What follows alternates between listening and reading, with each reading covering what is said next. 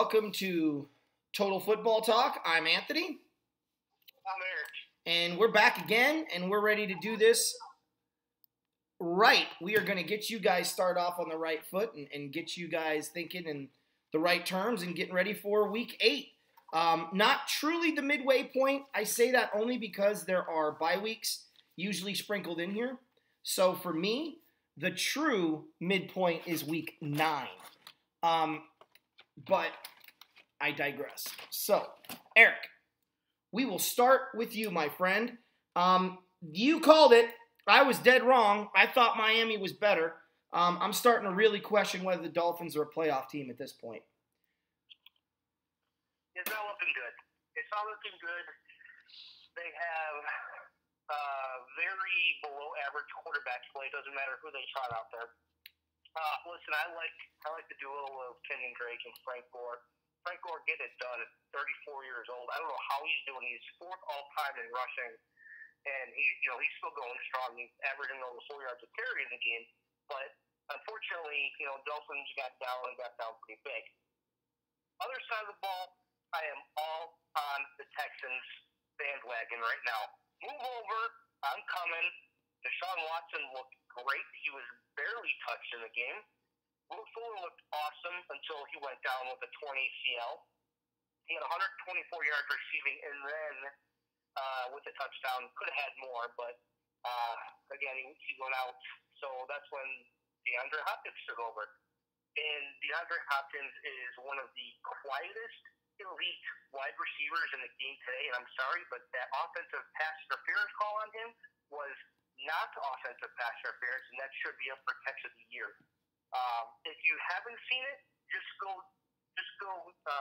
Google or YouTube DeAndre Hopkins insane catch. I'm sure it'll come up. It was a butt catch, basically. 5 wins in a row for the Texans. Watch out, AFC South. Because now, Jacksonville left that division wide open. Texans are ready, willing, and able to take it away from them.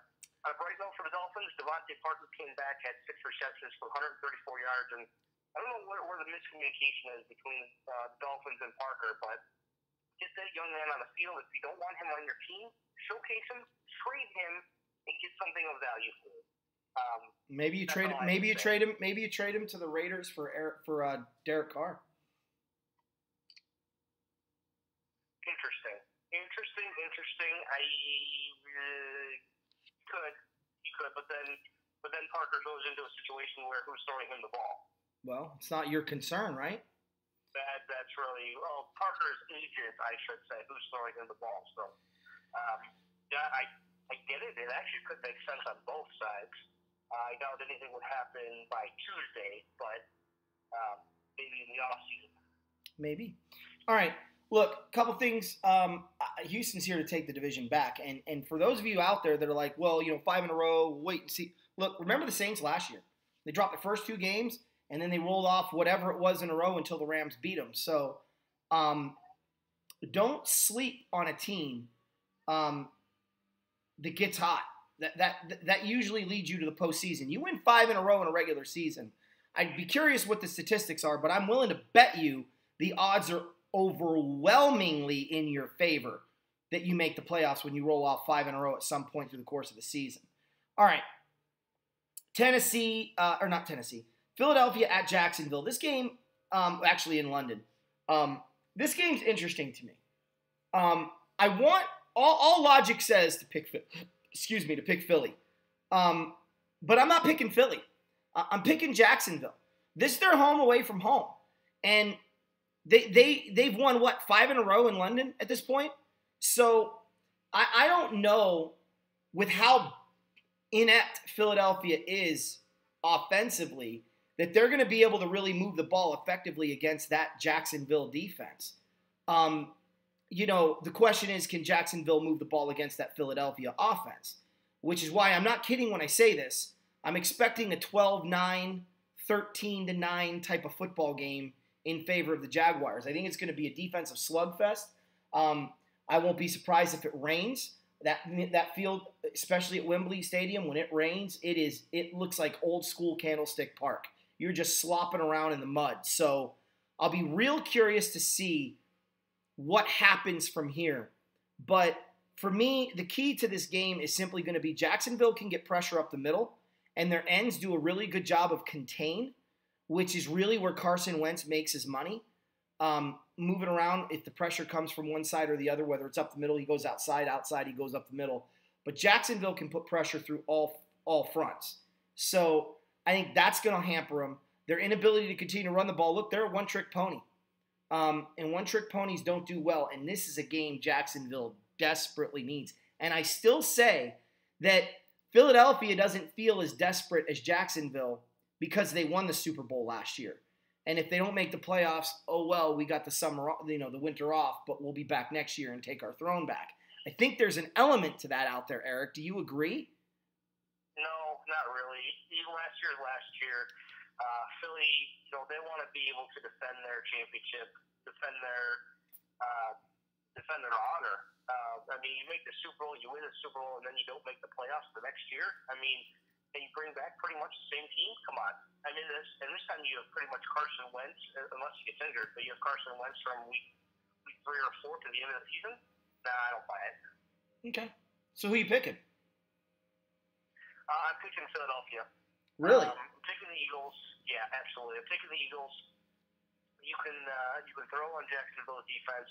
A.J. Bowie is going to be out for this game, so Ramsey's going to pretty much be lined up on Alshon Jeffrey all game. So that's going to leave Aguilar with a big chance to get a lot of targets and yards. That's going to create a lot of chances for Zach Ertz, and then you might as well throw in Corey Clement. I know he's going to get some run time, and Wendell Small will catch it out of the backfield. So I see Wentz having a pretty big game. Give me a 24-13 game. Okay. Different type of game. Denver is playing at Kansas City. I really believe Kansas City is probably the toughest place in the National Football League to play. Hands down. I don't even think it's close. And considering that they went into Mile High and beat the Broncos in Denver, Mahomes on that field is something special. The Chiefs this year are something special. And I don't see an inept Bronco team being able to go in there with their quarterback situation what it is. I know Kelly's gone, but that means the guy that you were hoping was going to replace your starting quarterback is now out of the picture, and it's not like your starting quarterback didn't remember that. I expect Denver to put up a fight. I think it's going to be a similar game to last time. I'm going to say 30-23 Kansas City instead of 27-23. I think the Chiefs are good for an extra field goal at home. I think Mahomes is going to be able to shred that defense. I think Travis Kelce is going to have a big day. If you have him on your fantasy team, start him. I think he's going to have a monster performance this week because, Eric, correct me if I'm wrong, but he didn't have a big game the first time they met.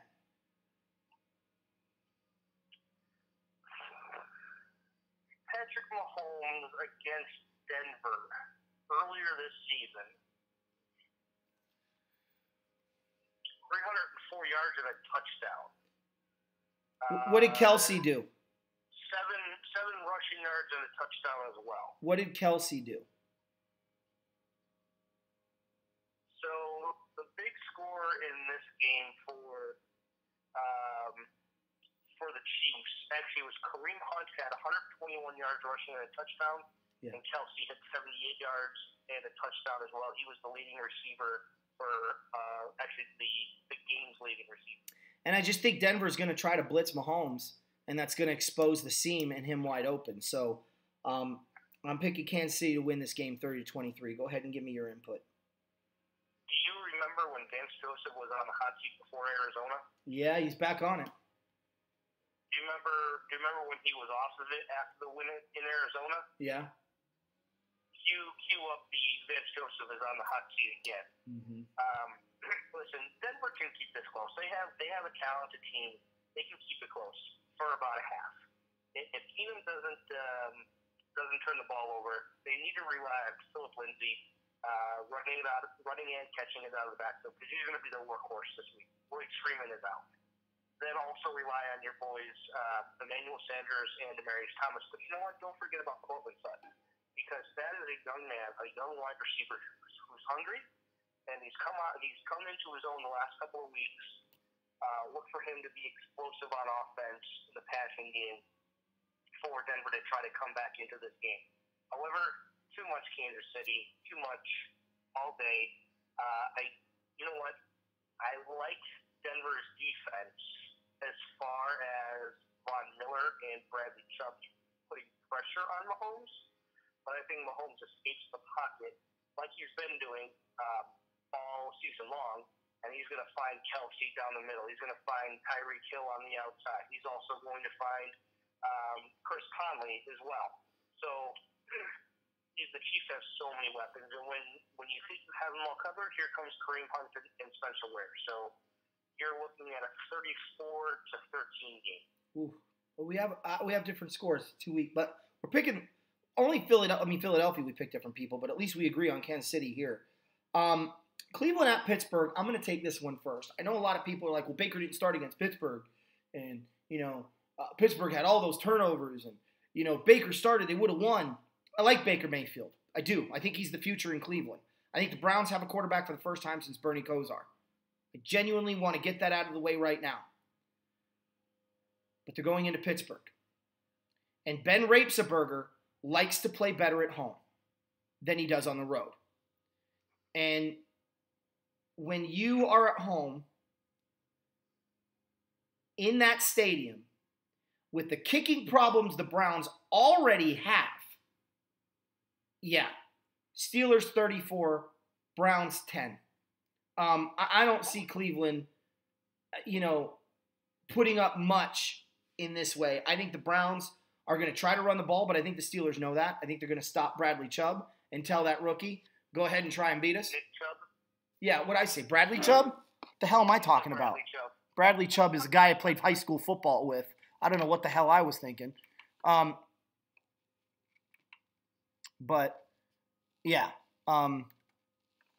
Bradley Chubb I played football with in high school. It's a kid that I played with. But, yeah, I don't think... You played football with a defensive end that's on Denver? That's awesome. No, I played with a guy whose name was Bradley Chubb. That's what I just said. Jeez. Anyways. There are more than one Bradley Chubbs out there. Right. We used to tell him to do the Chubble Shuffle. It was funny. Pittsburgh is favored by 8.5 in this game. We all know how Ben likes to play at home. Connor had over 200 yards total and 2 touchdowns against the Browns.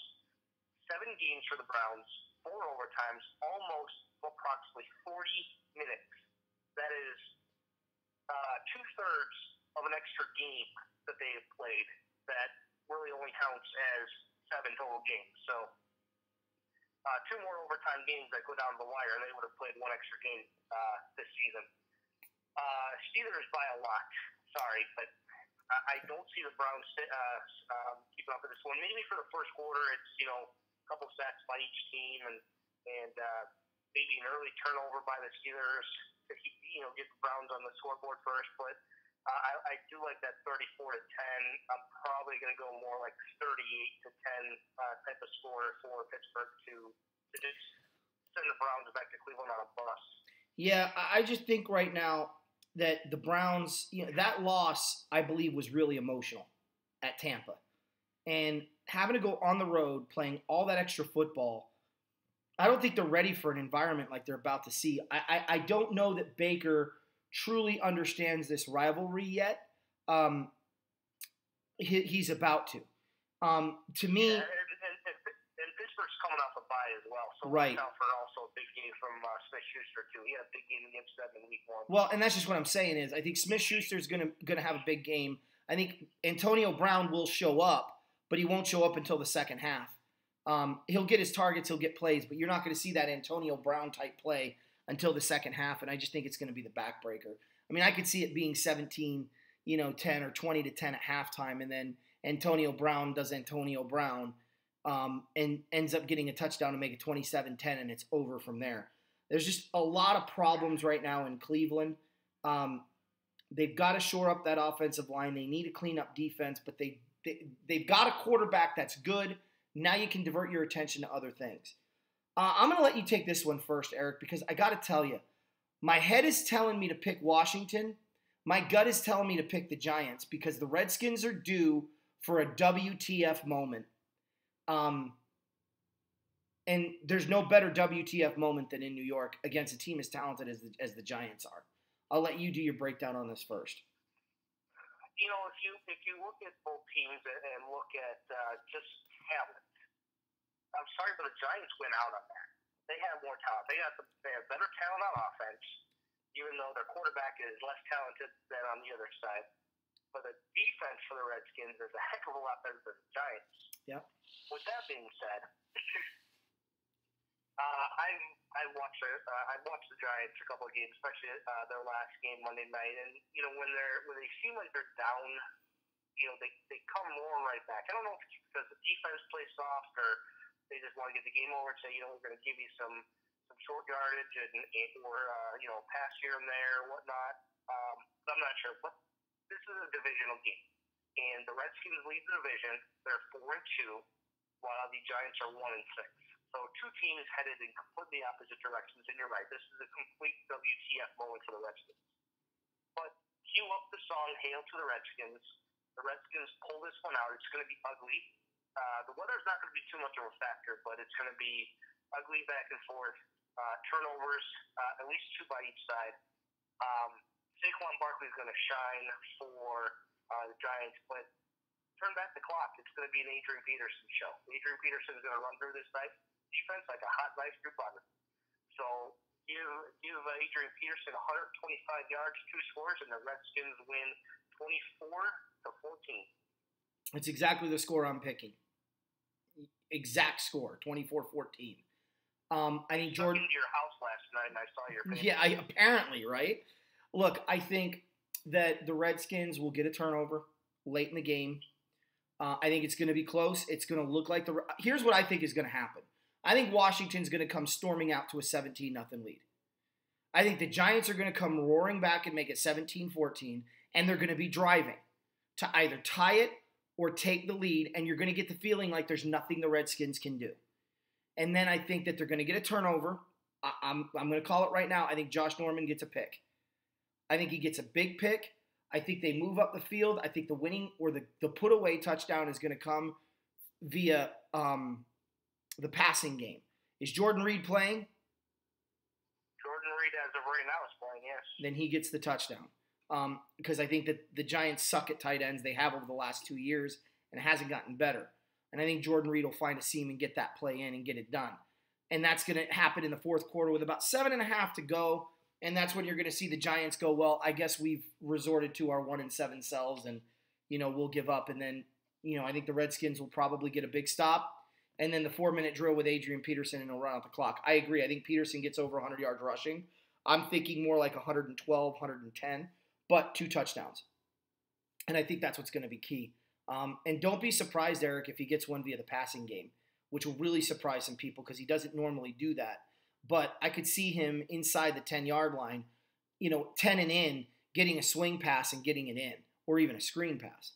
But I'm thinking swing because the Giants like to blitz in that area, and if you throw 2 slants and a swing, someone's going to be open, either the slant or the swing, and they're not going to cover Adrian Peterson because they're not going to expect him to catch the football. I think they dump it off to Peterson, and he walks in from 5 yards out. It's a gut feeling. Don't quote me on it. I don't have a time machine, but that's what I think is going to happen. And that's going to be one of his touchdowns. But I think the Redskins need this game. If the Redskins win this game, think about what that means.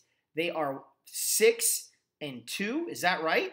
Or 5-3? 5-3. If the Redskins win? Yeah. 5-2. That's right, because they had a bye. They're 5-2. That's significant. That is separation because I don't believe that Philadelphia is winning this week, you know, in London. So they'll already have a jump on them. Then they can get separation from New York, and Dallas is on a bye week. So they gain a half a game. A lot of people are already separated from New York. Well, I understand that, but they're not going to let the Giants get any closer, is my point. But here's the thing. It very easily could be that Odell Beckham makes a great play and scores that touchdown to make it 21-17, and the Redskins go on to win it 24-20, end up going on to win it 24-17. It could happen. You just got to be careful with the Redskins because there's always a WTF moment. Upset of the week. Book it, mark it, go bet on it. Detroit beats Seattle in Detroit. Matthew Stafford has a big day. Johnson rushes for over 100 yards again because they're not going to be keying on him. They're going to be keying on Matthew Stafford. Galladay is going to have 2 touchdowns and over 100 yards receiving, and I'm not just saying that because he's on my fantasy team. This is going to be a crowning moment for Patricia in that he gets his Lions in the conversation, and who would have thought that after the first 2 weeks of the season, for a possible playoff spot or division title. So look out for that. I think that Detroit is going to handle business on that end. I think Slay Jr. is going to have a pick in this game that's going to completely just tear the heart out of the Seahawk fan base. I know they want to win this one for their owner, but you're on the road. You're in an environment that Detroit is sneaky good at home, and I just think that this is prime position for. Look, Russell's going to have a big day. I'm not saying this is going to be a blowout. I'm going to say Detroit wins this game by 1 score, which means anywhere between 1 and 7. I don't consider an 8-point game a 1-score game because you still have to get the 2-point conversion, and that's not a lock like the extra point. So between 1 and 7 points, the Lions will win this game by, and pick and choose a score in that range. I just got a really good feeling about Detroit. I think they're starting to figure things out, and they're finally figuring out their identity, which is one of the toughest things to do with a new coach. Your take, E. You do realize the Lions are favored in this game by 3, right? I don't care. Do you really believe that the experts think Detroit's going to win this game? Well, Seattle isn't that good, and Detroit has played a lot better. Right. The line, maybe 3, but I think Detroit wins by 3, 27-24. And it's not Galladay who's got the big day. It's not Marvin Jones Jr. who has the big day, but it's their other receiver who used to play for Seattle, Golden Tate. Yeah. Look for 8 catches, over 100 yards, and I'm calling at least 1 touchdown as well because he is licking his chops right now. Oh yeah. That. Now, Detroit traded for Snacks Harrison last week. And I think the trade deadline is only going to get busier by Tuesday, especially after this week's games. Yeah. That's going to shut down any type of Seahawks running game. So if Carson or Mike James or Rashad Perry was thinking about running somewhere or around the line, they could get. Russell Wilson's going to have to throw this ball, and this is why Doug Baldwin finally makes an appearance. It's on with a decent game, and also Tyler Lockett. I know he's questionable, but if he plays, he can have an impact as well. 27-24 Lions, 51-yard field goal by Matt Prater wins it. Well, I will tell you right now, I don't look at lines. I don't look at who's favored to win according to Vegas because I know darn good and well when you listen to the media, specifically those that cover football, they make it very clear who they think is going to win, and more often than not, they're more correct than Vegas is. So the experts, I promise you, are not picking Detroit to win this game, and that's why I stand by my upset statement. I don't care what Vegas says. I don't go by that line. It's a bunch of people who think they know the game that study statistics, and that's all they study, and they come up with these lines. And I understand there's a science behind it. I understand that it's effective, and I understand it's a business, but I literally have no desire to gamble in football. I don't do gambling in football. I don't pay attention to gambling in football. You could ask me what the line is on any of these games, and I won't have the foggiest because I've never once gone online to look up what the line is. Now, I'm glad you do because that gives us somebody on the show that actually does that part of the homework. But it doesn't change it from being an upset or not, in my opinion. I guess you could look at it that way, but let's say you did look at the line or you did look at the over/under for total points scored in a game, and you bet on the Chiefs with the over on Monday night against the or Sunday night against the Bengals, and it was a 45-10 game, and late in the fourth quarter, and the over/under was 56.5, and you took the over, and you needed a field goal. You're not just the least a bit. Oh, I'm not saying I'm not interested. If I was gambling, I absolutely would be interested. I don't gamble on football. There are definitely people who look at that, who kind of go by it. Doing fantasy football and seeing if you're favored or an underdog, that's gambling right there. Yeah, but I don't bet on that. I put my money in to play the game because if it was a free league, I'd do that, but it's not. Yeah. But I'm not. I mean, and how many times have I tried to get out of fantasy and you keep talking me into it? So I'm a man of my word. When I say I'm not into gambling, I'm not. But I guess you could consider fantasy football gambling, but it's not something I am dying to do every year. It's something I'm usually talked into doing. But the Tampa Bay at Cincinnati, to change gears here a little bit. Look, the Bengals are off of everyone's mind, which means the Bengals are going to play out of their mind. Now that nobody's talking about them and now that everyone's like, yep, same old sorry Bengals, let's move on to the next team. Watch for the Bengals have a big game, a bounce-back game after that embarrassment that was in Kansas City last week. I'm going to go crazy here because I'm not a fan of the Buccaneers. I don't think they're very talented. I don't think their defense is particularly that good. So I'm going to go ahead and go Cincinnati 42, Buccaneers 17. I think that Mixon's going to go off. I think that A.J. Green is going to have seams everywhere. I think Tyler Boyd could have a big game. But the guy that's going to have the biggest day of them all is going to be Andy Dalton. I think he's going to sling it all over the lot. I think Jameis Winston is going to try to match him play for play. He's going to get his guy Mike Evans, but he's also going to get a couple Bengals thrown in there. And I think at the end of the day, Cincinnati's just going to steamroll them at home. I don't think this is going to be much of a game. It's going to be over by halftime. You want an upset? I'll tell you an upset. This isn't it. Nixon with a good game. Dalton. Let me start over. The Bengals need this game in the worst way, and the Buccaneers have been playing decently the last few weeks, and I'll give them that. They've been playing hard. They won a game in overtime last week against Cleveland. It's not last year's Cleveland Browns team. This Cleveland Browns team is actually fighting, and they're clawing. And they'll get there one day, and you guys already know my stance on that. But, the Bengals defense is actually going to show up today. You know why? Or show up on Sunday, and I'll tell you why. They're actually going to play a clean defensive game because Vontaze Burfict is not in there to disqualify them 15-yard or get 15-yard penalties. Yeah. He's out with a hip injury. So that makes the Bengals defense much better already. A.J. Green's going to get his, Mike Evans is going to get his, but you know what the Bengals are going to do? The Bengals are going to play old smash mouth football. Yeah, Dalton's going to get some yards, but I completely agree with Joe Mixon going off in this game, and I really think that's what the Bengals need. They need to lean on the kid, say, you know what, you're our workhorse today, and, we want you to be able to go out there, put the game on your shoulders, and, make it easier on the passing offense, because we're going to involve you in that as well. On the other side of the ball, I mean, I like Mixon a lot more than Peyton Barber.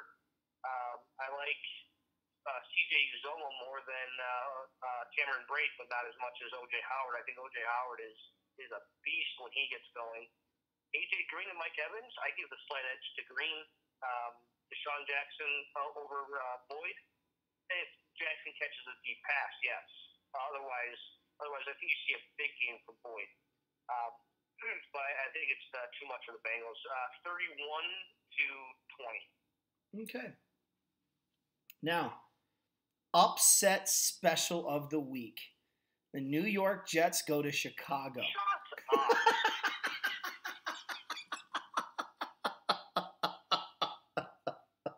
Oh, I love it. Look, there's no upset here. I'm just teasing Eric. I think the Bears are going to have a pretty good control of this game. I don't know if the Bears will put up 34 because I'm not convinced what they did against Tampa is what the Bears' MO is going to be under Nagy. I think what a lot of people need to understand, you include on this, when you're starting over and you're rebuilding an offense, there's a period where your team has to kind of figure you out. You have to figure them out. You have to kind of see what your guys can and can't do. And you're going to have inconsistent play. I think that the Bears defense is going to put them in good position. I'm actually starting the Patriots defense this week in my fantasy league over the Bears, but not because I think the Bears are going to struggle in this game. I just think the Bills are going to be worse than the Jets are. And I just feel better about the Jets offense, and also because of you, Eric. I mean, you definitely helped with that. But I just feel better about the Jets offense than I do the Bills offense. But it's more than that. It's that Chicago's dinged up. You know, Khalil Mack, I don't even know if he's playing, but he's hurt. You know, you've got Trevathan, who is, you know, silently having a really good year. Those corners, I think, can match up. The Jets are banged up on the offense side of the ball. I don't know how they're going to move it. So I don't necessarily think they need to put up 30. And I think this is probably going to be a 24-3 Bear game. I mean, 24-3, 24-10. Take your pick. I don't know that they're going to get a lot of sacks. I do think they're going to get a turnover or two. But I think they're just going to control the ball. Look, if you have Jordan Howard this week, you better be starting him because I think he's going to have a big day. I think he's going to have a bulk of the carries. I think he's going to have over 130 yards rushing. I think he's going to have a touchdown. And I just think that the Bears are going to dominate this game from beginning to end, and they're going to be able to run the ball and lean on that running game and see really what they have there.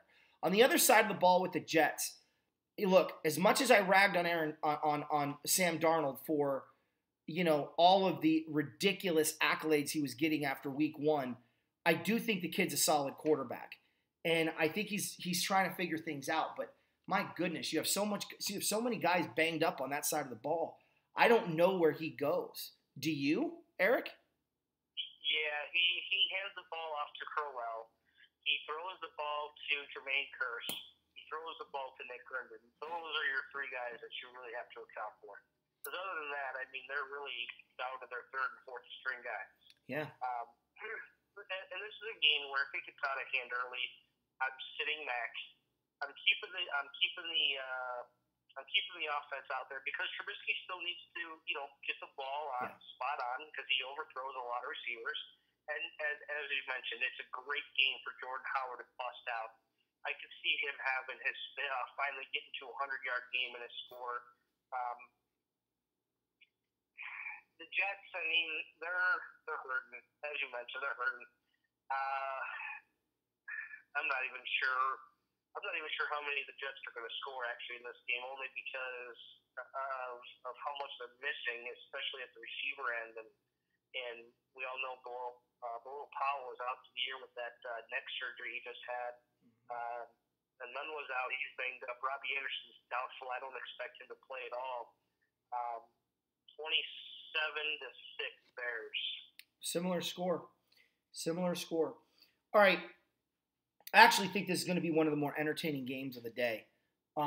Baltimore at Carolina, I think is going to be fun. Looking forward to this one. I really am too. I think look, this is two very good football teams playing each other in an interconference game where they don't normally play each other. And yeah, I got to give credit where credit's due. Carolina's defense played really, really well this year, and they play even better at home. Now Flacco's having, I think, a career year. I don't recall him looking this good since the Super Bowl year.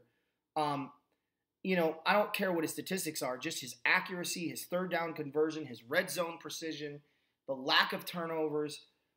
They're starting to find a running game. Their defense is playing out of their mind. They held the Saints to just 24 points, which is an accomplishment. You know, I think they're eager to get back on the field after the missed extra point. I know Tucker's looking to get some revenge here, but I think it's going to be a defensive game. And I know it sounds like an odd score, but I'm going to go 16-13, and I think Tucker wins it with a field goal at the end of the game, redeeming himself a little bit from the Saints mishap. But I think that, you know, Cam Newton's going to have some good numbers, but I think there's going to be some mistakes in the red zone that's going to lead to field goals or turnovers. And I think that the Panthers defense is going to rise to the occasion and stop the Ravens in that red zone, forcing field goals there. So it's really going to come down to who kicks more field goals and who gets who do they both get a touchdown. I think it's going to be a fun game. I think it's going to be an old school 80s style football game.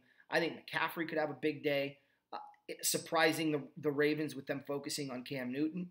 I think Flacco's going to find some lanes to throw through, but ultimately, I just think it's going to be a defensive punch you in the face. It's going to be what we used to call it trading punches, right? Where you sit there and you sit still and you let the guy rear back and smack you in the jaw, and then it's your turn. And the first one to go down loses. Now, I know what you're thinking. Well, that's a stupid game. Yeah, it is, but that's besides the point. It's a trading punches kind of game. They're just going to sit there and they're going to see who's the last one standing, and I think it's going to be Tucker and that kicker, although Gano, my goodness, that guy can kick the friggin' ball out of the building. So, if it comes down to his leg, he's just as capable. This is really a 4-5 you pick 'em game. I got to pick somebody, so I'm picking Baltimore because I trust their defense and their quarterback a little bit more in the passing game than I do the Panthers. But I do trust the Panthers' running game a little bit more than I do trust the Ravens. So it's going to be an insane game, but I'm looking forward to this one. Yui? Yeah, just to give you an idea of how good the Ravens are this year, I mean, I know they're 4-3, but they are actually favored in Charlotte for this game, where it's going to be beautiful weather, 66 degrees and sunny. And yes, weather does have a slight effect on games. Whether you're down in Miami in September, early October, and it's hot, or you're playing in wind and rain, sleet and snow, but that could be all Chicago in one freaking day. Yeah. Weather can have an effect on some teams, maybe even some players as well. But this is what you really have to watch out for in this game. How the Panthers defend the deep ball. If they don't let John Brown score on a big catch and run, the Panthers are easily in this game. Okay? Now it's going to be hard for Cam Newton to lead a team in rushing this week, unlike last week where I figured Newton would carry the ball a lot more. The Ravens defense is very, very good at stopping the opposing quarterback when he gets out of the pocket, and Terrell Suggs is still playing like he's 25 and not 35. I know. But, the Ravens, their pass game, you're going to see Flacco throw this ball a lot. I'm going to say about 35 to 40 pass attempts. Because Alex Collins and who's their goal line back? Javorius Allen, or Buck Allen, however you want to call him. I don't see a lot of running room against the Panthers D. I see McCaffrey also struggling early. This game's going to be really low scoring at halftime, like 6-3 or 7-6 or 10-6 or maybe even 10-9. But I see actually picking the Panthers because they're at home, and I'm getting 19-16 game. Interesting. Okay. All right. Indianapolis at Oakland. I was looking forward to this game when the season started, but not now. I don't know. I hate to say this. I don't know what Jay Gruden is doing. You traded Amari Cooper. You got Jordy Nelson, but you haven't been utilizing him this year. Your running game is lethargic.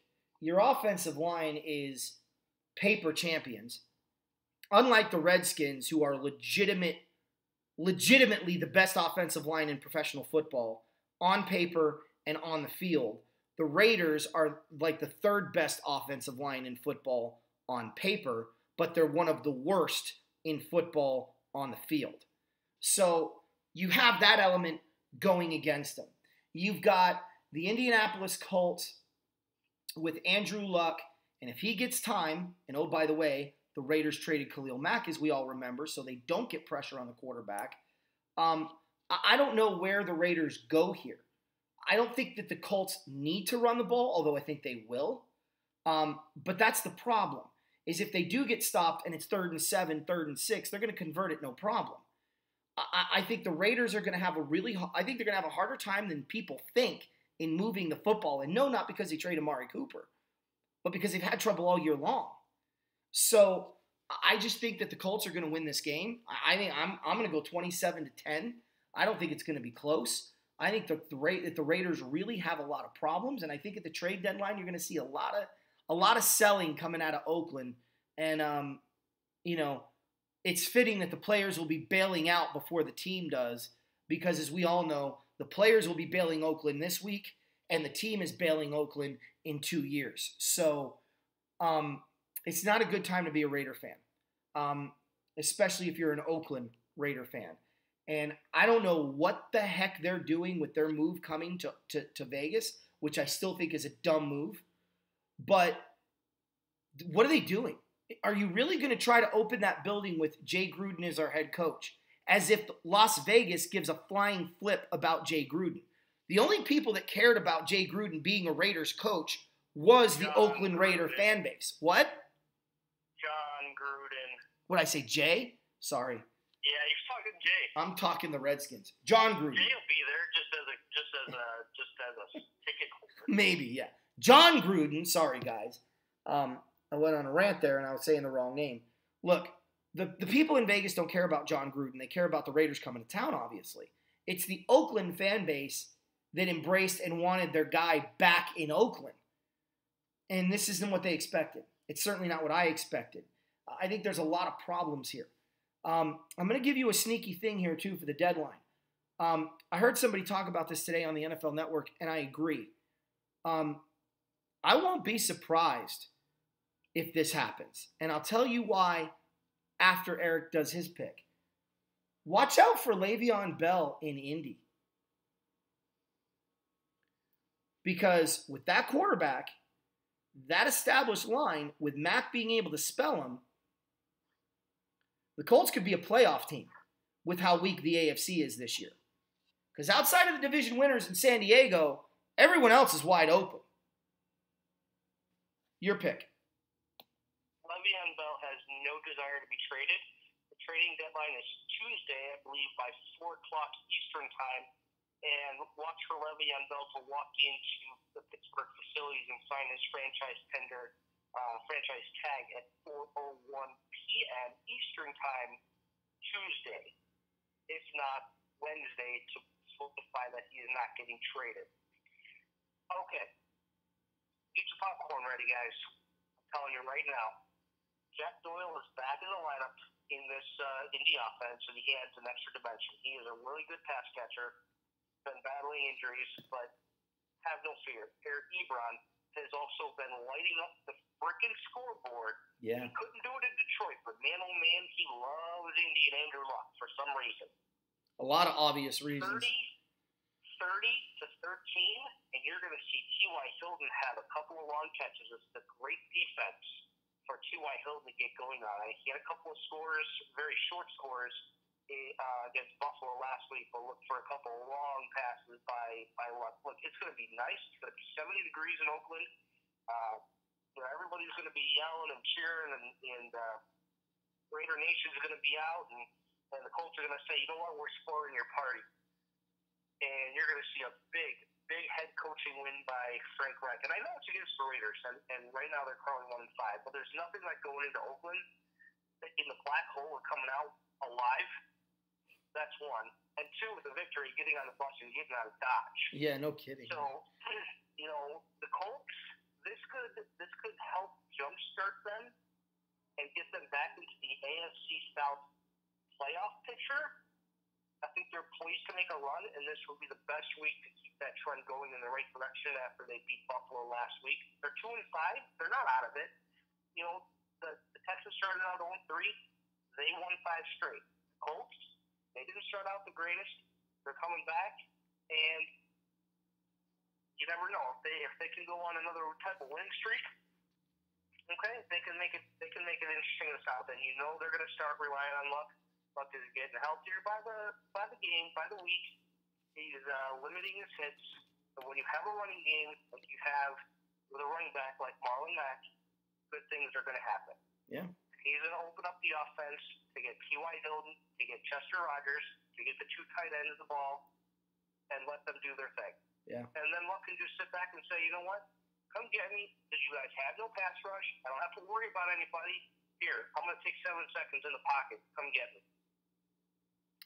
Well, The next game, not much to talk about here. San Francisco at Arizona. I'll be simple. Arizona's at home. They both suck. Cardinals win by default. The 49ers do not have anywhere near the ability to keep up with anybody at this moment. And I know some people might be looking at this going, well, they got to be better than Arizona, right? No, they've already lost to the Cardinals at home. Why am I supposed to believe they're going to go into Arizona and beat the Cardinals in Arizona with the same team? So I don't think either one of these teams are good. I think the Cardinals hurt themselves in the race for a pick, but I think ultimately they win this game. I'm not going to give you a score because I don't care enough to give you a score in this one. I just know that the Cardinals are probably going to pull this one out. I expect it to be close. It'll probably be nip and tuck the whole way. Maybe a 10-point game, maybe a one-score game, but I just don't think C.J. Beathard's going to go into the Valley and down here in Arizona and beat a Cardinal team that is hungry for a win, and that's if the Cardinals have Adrian Peterson. Boy, you're hilarious. I love this. This is great. So they're both 1-6. The 49ers are 0-4 away, and the Cardinals are 0-4 at home. So something's got to give, right? Right. How would you guys like me to call a tie? I'll do it. Do it. I'm not doing it. Do it. Do it. I'm not doing it today. No, Do it. Come on. Listen. The Niners outplayed the Cardinals in every aspect of their first meeting in Santa Clara, except for the turnovers where they had 5. That's why they lost. They outgained them, they outrushed them, they outpassed them, they outdid everything, kind of possession, everything, except turnovers, which gave the Cardinals opportunities to put up, have a short field, points on the board, and that's why they won by, I believe it was 10. Not going to happen this time. The 49ers are actually going to take care of the ball. But what I am interested, if I were forced to watch this game, is how the Cardinals' offense is under Byron Leftwich, the new offensive coordinator. Yeah. I've always been a Leftwich fan. Anthony knows this from his days at Marshall. Yep. And I was excited when he was a Jaguar. Fortunately, injuries derailed his career. But I want to see how they utilize David Johnson. I think that's the biggest key in this game. However, I don't believe that they all match up well, and they take another week. 49ers win this game by 3. Okay. Well, that brings me on to this one. The Rams against the Packers. All-time series is 46-46-2. Somebody is going to get the series lead when this day is over, unless they tie. Eric's going to pick it right now. I'm going to tell you guys right now, we are not a Super Bowl championship caliber team. We are not a Super Bowl team if we get beat by one guy. This is a football team that does not match up with the Rams. Their receivers versus our secondary, mismatch in our favor. Mismatch. Their offensive line against our defensive line, mismatch in our favor. Our linebackers versus their running backs, mismatch in our favor. There is no way under those circumstances that you lose to one guy. If they do, they're not going to the Super Bowl. They'll lose in the championship game or in the first round of the playoffs. I'm telling you right now. Now, what do I believe? I don't believe that they're going to lose to one guy. They're too complete of a football team. Too complete. They're too complete. They've got wide receivers who are better than their corners. Our running back is way better than their linebackers. And yes, I'll even throw in Matthews in that equation. Our offensive line is infinitely better than their defensive line. And Jared Goff is a difference maker at the position. I'm telling you right now, I don't mean this in a disrespectful way to Green Bay. I think that Green Bay is probably going to make a run for the playoffs. They may even win their division. I think that they have enough talent still around Aaron Rodgers to do some damage down the stretch to a lesser opponent. But to an opponent as inferior as the Rams, I don't know how you beat them. I really don't. It's like the 99 team. You can have all of your I's crossed, all are dotted. You can have all of your T's crossed. You can have all of your checks and ducks in a row. But then the Rams had speed. And at the end of the day, what you do on the chalkboard and what you do on the practice field does not simulate what happens on the field when you're dealing with that kind of speed. With this Ram team, one play. This is the genius of McVay. If you guys want to know why they say McVay is intelligent, McVay is brilliant, he's the brightest coach there is, this is why. One play, you can either hand it off to the wide receiver, you can hand it off to Todd Gurley. You can have a straight 3-step drop, hit the flat, the out or the post. You can boot and hit the out, hit the post, or hit the backside vert. Or, same play, you can screen it back to Todd Gurley and go the other way. And oh, by the way, they also have a quick game where they can alter that based on how the corners line up. That in or that post, that out route can turn into a quick slant. One play has all of those variations. And it's not that it's that. It's then you have the element of it's Todd Gurley. It's Robert Woods in motion. It's Brandon Cooks. It's, Cooper Kupp. Now that Kupp's out, you still have the element of Reynolds, who I think is a bigger body, obviously, than Cooper Kupp. And then, oh, by the way, if they bring in Malcolm Brown, he's going to run you over, step on your chest, kick you in the face, and keep on trucking down the sidelines or down the field, earning his trucking license. This team is deep everywhere. So I don't know if you're Green Bay that you can stop the Rams. Conversely, you have an immobile quarterback. I don't know how he's going to topple the Rams' defense. So when I look at this game, I think this isn't again, it's not a dig on Green Bay. I think Green Bay is a good football team. I just think the Rams are that much better. I think Corey Littleton's going to have a big day. I think he's going to be all over the field. I don't think Green Bay is going to be ready for him and his speed. I think that the Rams corners, and I think Sam Shields is going to have a big day back against his former mates. I got the Rams winning this game. I'm sorry if this sounds bad. I got the Rams winning this game 41-13, 41-10. It's not going to be close. Wow.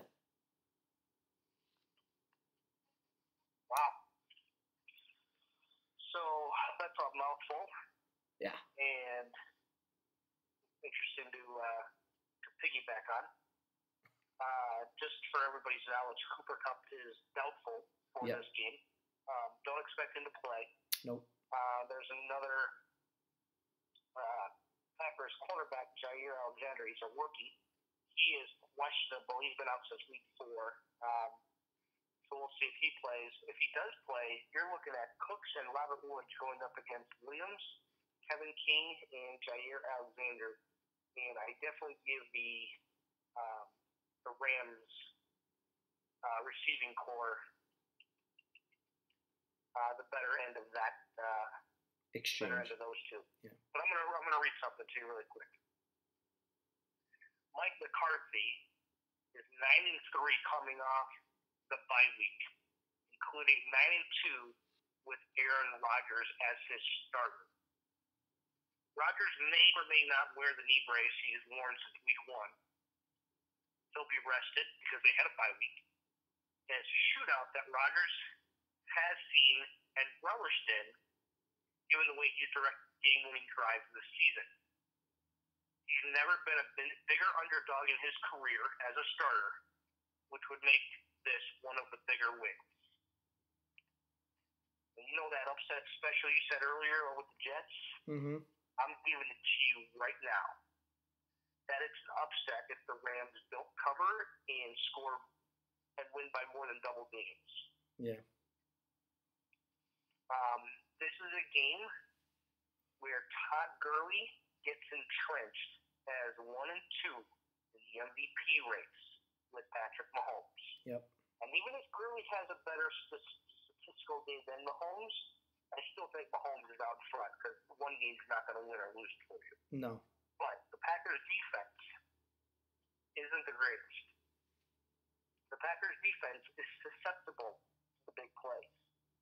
That's why Gurley could have both 100 yards receiving and 100 yards rushing in this game. And if that happens, it's going to be a long day for Green Bay. It's going to be a long flight home for Green Bay. Because this game has the potential to be high scoring. Randall Cobb and Geronimo Allison are due back for the Packers, which will give Rodgers more veteran pass catchers instead of the two guys he had been using outside of Davante Adams. And I'm not even going to try to pronounce their names because I couldn't do it. Even looking up phonetically their spelling. So you're looking at a 42-30 Rams win. You have it close, really? 42 to 30 is closer than I would anticipate. Again, I don't understand. I don't understand why people continue to think that the Rams are going to give up so many points. The other guy that the blog that you were reading, it was, and I'll tell the fans this so they know, it wasn't Eric just coming up with that out of his derriere. Obviously, that was it was a gentleman who ended up picking the Packers to win this game, 41-38. Yeah, it's the Packers beat writer Rob Demovsky. He wrote that up. To me, that's a homer pick right there. That Green Bay's just going to come in and they're going to throw the Rams all over the field. I'm sorry, but when you have speed on your defense in Aaron Donald, and I know Sue is questionable for this game, but when you're going to be a one-dimensional offensive attack that the Packers are going to have, because I'm sorry, Aaron Jones will not find room in this game. They're going to have to abandon the run a lot sooner than they think they will have to, which is going to let the Rams defenders pin their ears back, get Donald coming up the middle, and what happens when you're wearing a knee brace and you have to move laterally instead of back and forth? You're not as quick. No. I don't care if you're coming off a bye week and you're still wearing a brace. I don't care. That knee is still bothering him. It's not going to get better, and he's going to have to ice it after this game because he's going to be running for his life if Aaron Donald breaks through at any point through that against that offensive line. Yeah. Because they're susceptible too. You can beat TJ Lang off the edge. You can bull rush them right up the middle. And so Rodgers may get comfortable for a quarter, but it's going to be very uncomfortable for three quarters. I just don't. I agree. And I only have them scoring that much because you can score on the Rams, and it's been proven. Just because the Cardinals didn't score any doesn't mean that somebody who's got a heck of a better quarterback, better run game, better receivers isn't going to score on the Rams because you gave up 31 to Seattle. The Packers are better than the Seahawks by a mile. That's why the Packers are going to score 30 points, but it's going to be 30 where they may be down 42 to 23, and they score with 2 minutes left in the fourth quarter. Well, I just think that the Rams are improved over this road trip.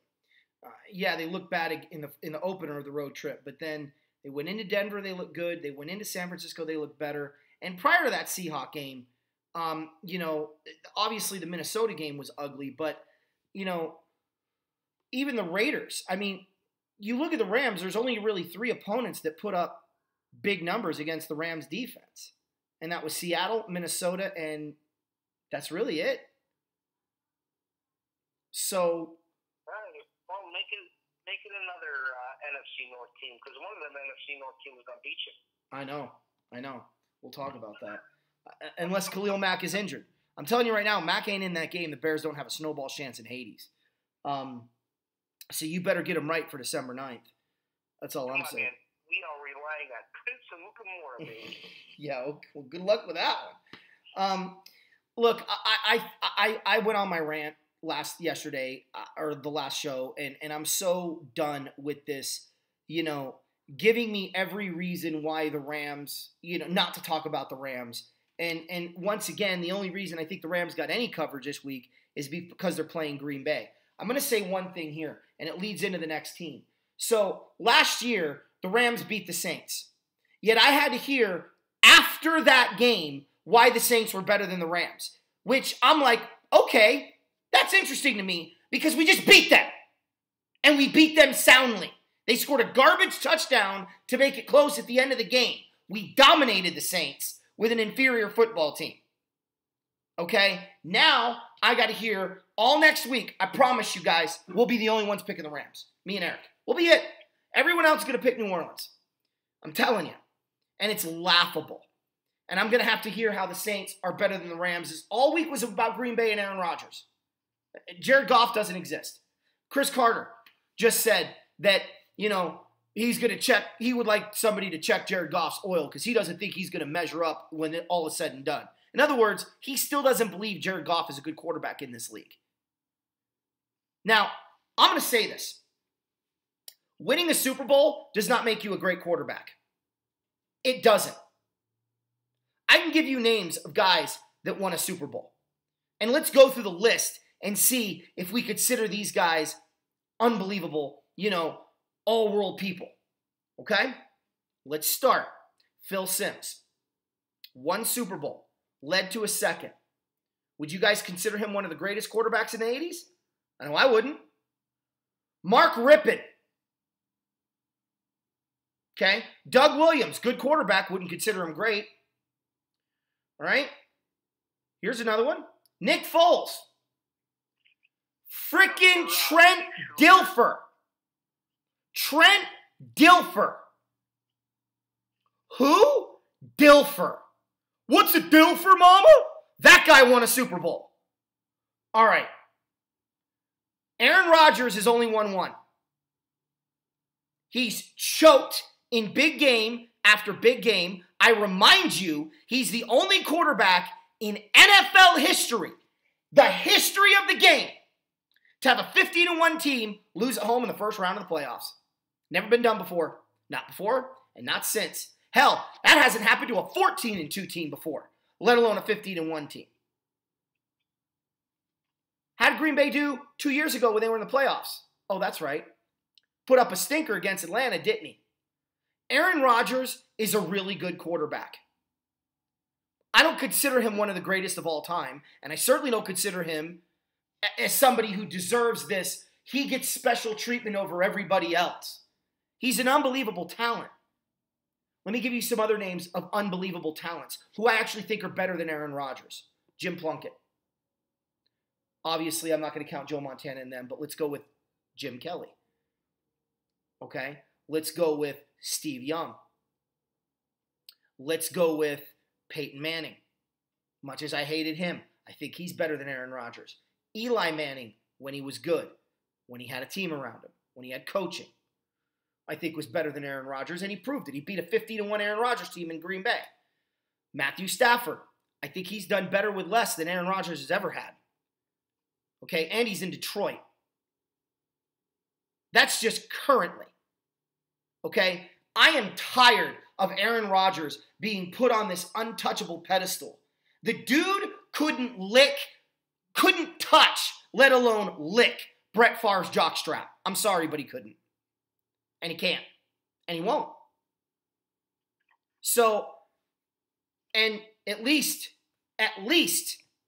Brett Favre made it to 2 Super Bowls. Didn't win both, but he made it to 2. Aaron Rodgers made it to 1.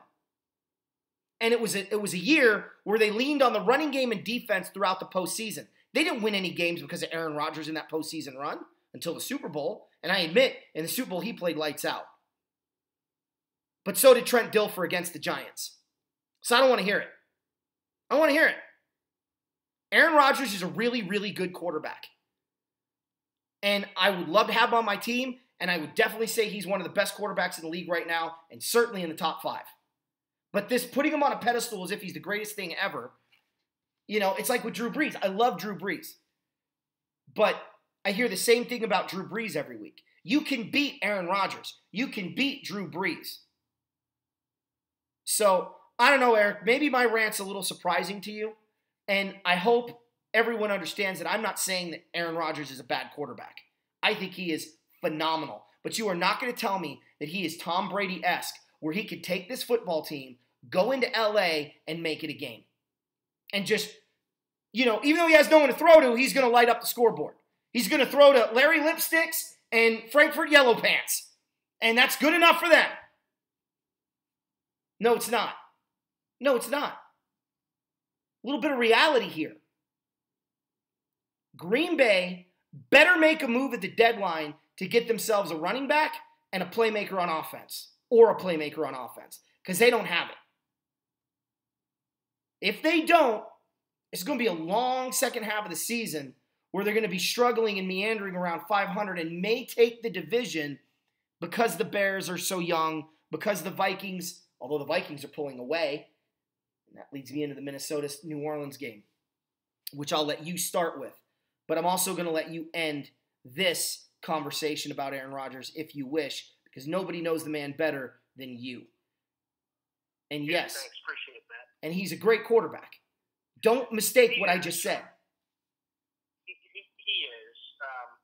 He has actually done quite a bit with, not the biggest name wide receivers out there either, but they're not going to make a move at the deadline because that's not how Green Bay operates. They re-sign a lot of their own. They go out and sign maybe one big name free agent every 5 years, and they are wasting Aaron Rodgers' prime years. So that's on them. I don't care. I don't want to see them do well. So that's where my thoughts lie. All right. As far as the Saints and Vikings go, I am looking very much forward to this game. You can throw on the Vikings defense. You can run on the Vikings defense. You can score on the Vikings defense.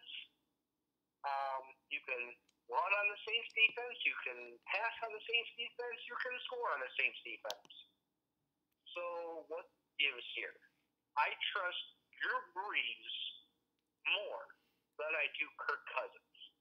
This is the one game where Kirk Cousins cost the Vikings a win. And he throws a pick at the most suboptimal time. And it's going to cost the Vikings a win at home, and the Saints get sweet old revenge from last year, even though it's a regular season game this year. However, Adam Thielen does put up another 100 yards. He keeps up his 8 weeks in a row where he tops 100 yards, which is insane because statistically he's freaking amazing. But to me, he's not the best wide receiver in the game. Now, the yards stay different. The catches stay different. But there's other guys I would probably rather take over him before I get to him. But he's making a case to where he could be a top 3 wide receiver this year in the league. Okay. You're going to see a big shootout here. A lot of passing yards. Kamara's going to get his running, but they're going to be limited because in a game like this, who needs rushing when all you want to do is pass? And I can see Drew Brees having like a big 4 or 5 touchdown game. With that being said, you're looking at a 38-34 Vikings win. I'm sorry, the Saints win. We got 34 Saints. We got a really different outcome here, Eric. So I'm gonna tell you right now. I know you told me already before a couple days ago who we were picking and why. The Vikings own. Saints can't beat the Vikings. They can't. The Vikings own this series. They lead this all-time series 22-11-0. And those in Minnesota, the Saints have lost 2, 3. I'm doing this right now while I'm on it. 4, 5, 6, 7, 8, 9, 10, 11, 12, 13. They have won. They are 3-13 in Minnesota in the series. And that's doing a quick check. Might be off a game or two, one way or the other. But 3-13 overall. I think that you're saying there's still a chance. Right. I think they can run the ball on the Saints. I think they will run the ball. When is 3-14 to be exact. 3-14. Okay, so I was off a game. Kirk Cousins is at his best with the play action pass. I think that Cooks, who's still not back, correct? No, Cooks is out until after the bye week. That's I'm right. sorry, you're not gonna get Saints defenders to bite on a play action pass with Latavius Murray back there. Well, I'll tell you why they will bite on the play action pass, because Latavius Murray is going to have over 100 yards rushing in this game. And if they don't, then he may have over 200 yards rushing in this game and put up Adrian Peterson type numbers. I don't believe he'll do that. I think they will put an eighth guy in the box probably around the second half when this game is around 17-14, 17-7 Minnesota. And they may even get a stop on Minnesota and make it 17-17 or 17-14 at that moment. But that's when Cousins is going to come into his own with a play-action pass. That's when Thielen's going to get the numbers. I'm actually going to say right now, with New Orleans, I worry about Drew Brees in this regard. Drew Brees really, really struggles with one element of his game, and it's not even necessarily his fault. He's a real confident quarterback, and he sometimes throws through windows that aren't there, but he has such a talented group of wide receivers that they get there anyway or they make the play. The difference here is Xavier Rhodes is going to be on Mike Thomas unless he's injured. You know the report better than me. He is healthy from what I understood.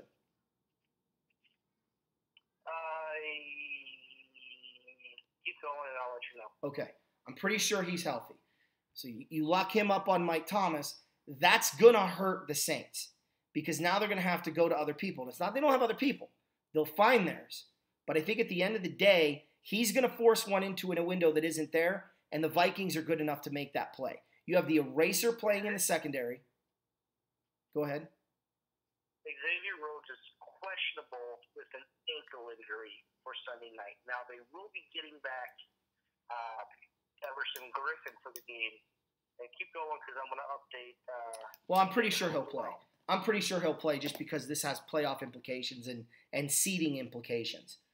So okay. I think what's going to end up happening here is that interception is going to hurt. I think Minnesota is going to continue to find ways to run the ball. I think the play-action pass is going to create conversion after conversion on third down. And I'm going to tell you right now, not only are the Vikings going to win this game, but they're going to double up the Saints like they did on the record. They're going to win this game 34-17. You know what's funny?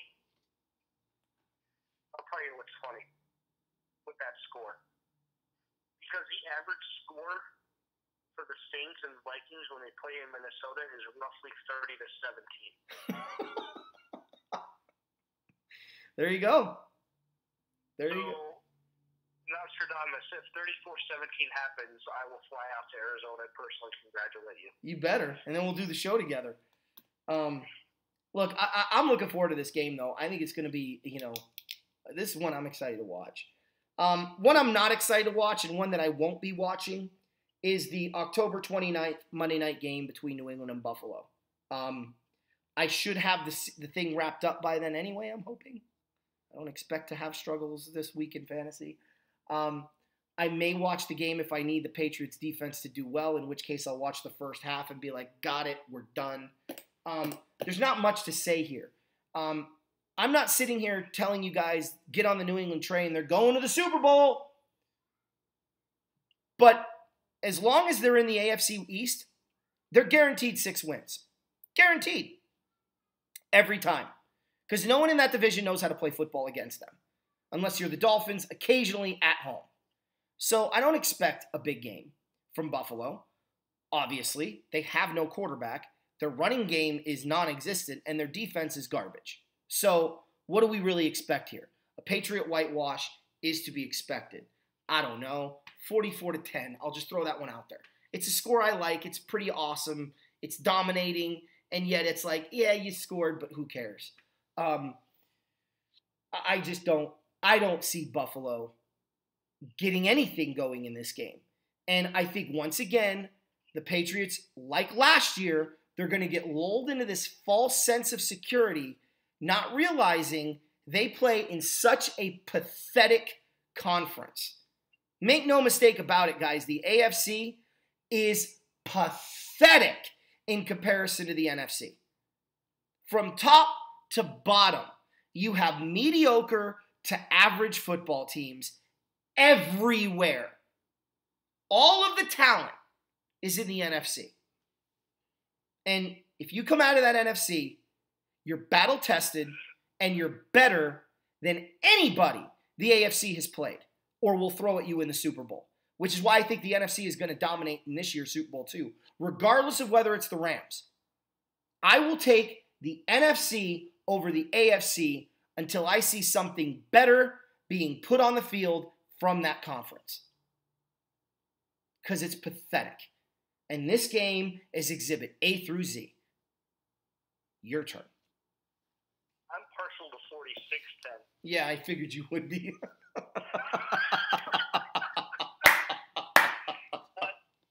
think the Patriots win 45-10, actually. Yeah. But this is a game where